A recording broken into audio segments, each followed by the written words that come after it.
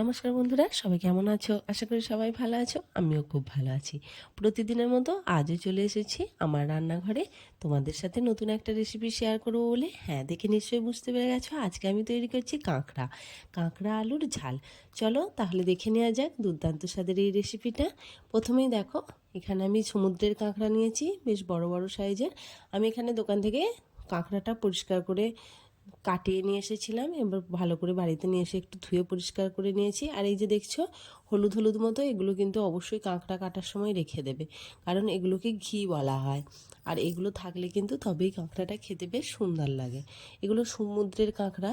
আর দেখো এখানে নিয়েছি কিছু মশলা, দেখে নাও। ডুমো ডুমো করে কেটে নিয়েছি আলু, দুটো বড় সাইজের পেঁয়াজ, একটা টমেটো, কিছুটা রসুন, এক টুকরো পাতিলেবু, কয়েকটা কাঁচা লঙ্কা আর আদা। মশলার মধ্যে এই। এবার এগুলোকে আমি কি করব, একটা মিক্সি জারের মধ্যে নিয়ে নেব। দেখো কোনগুলো নিচ্ছি। পেঁয়াজ, রসুন, এগুলো আমি মিক্সি জারের মধ্যে নিয়ে নেব। প্রথমেই এখানে কি করছি দেখো, লেবুর রসটা কিন্তু অল্প করে একটু কাঁকড়ার মধ্যে মাখিয়ে নিচ্ছি। কারণ কি বলো তো, এই যে কাঁকড়ার যে গায়ের খোসাগুলো, এগুলো কিন্তু খুব সহজেই নরম হয়ে যায় আর টেস্টটাও অনেক বেশি ভালো হয়। রান্নার পর খেতে অনেক সুন্দর লাগে।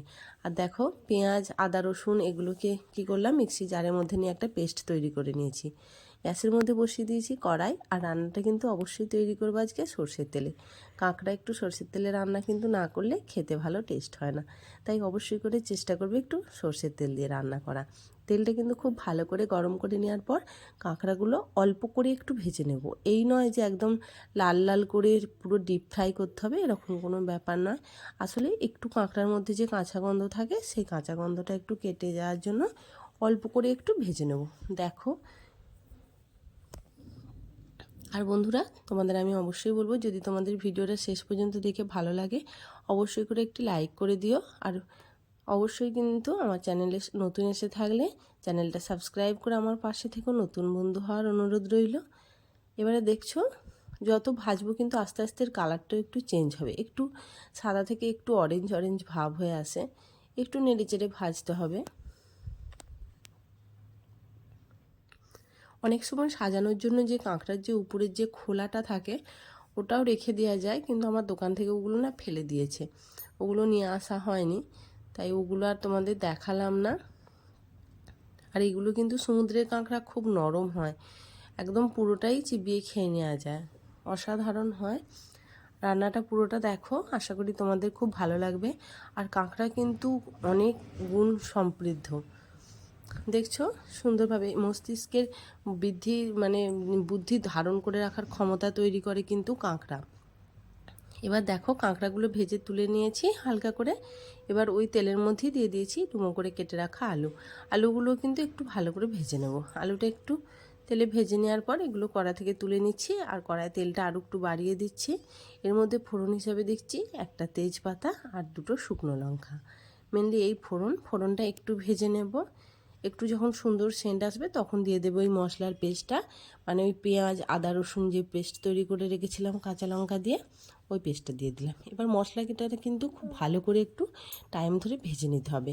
মশলা থেকে বেশ সুন্দর দেখবে একটা সেন্ট উঠবে, তখন বুঝতে হবে যে মশলাটা কষানো হয়ে গেছে। তখন এর মধ্যে দিয়ে দেবো যে টমেটো রেখেছিলাম, বড় সাইজের একটা টমেটো, ওটাও দেখো পেস্ট তৈরি করে নিয়েছি, ওটাও দিয়ে দিলাম। এই সমস্ত কিছু মশলা আসলে পেস্ট করে দিলে আমার কি মনে হয় গ্রেভিটা একটু সুন্দর হয় আর ফ্লেভারটাও অনেক বেশি ভালো আসে। এবার দেখো এর মধ্যে আস্তে আস্তে কিছু গুঁড়ো মশলা দিলাম কাশ্মীরি রেড চিলি পাউডার, আর 1 চামচ ধনে গুঁড়ো, 1 চামচ জিরে গুঁড়ো, পরিমাণ মতো হলুদ আর লবণ।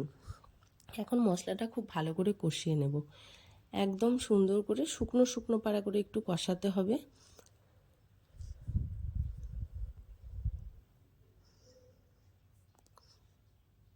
পুরো রান্নাটা দেখো তাহলে বুঝতে পারবে।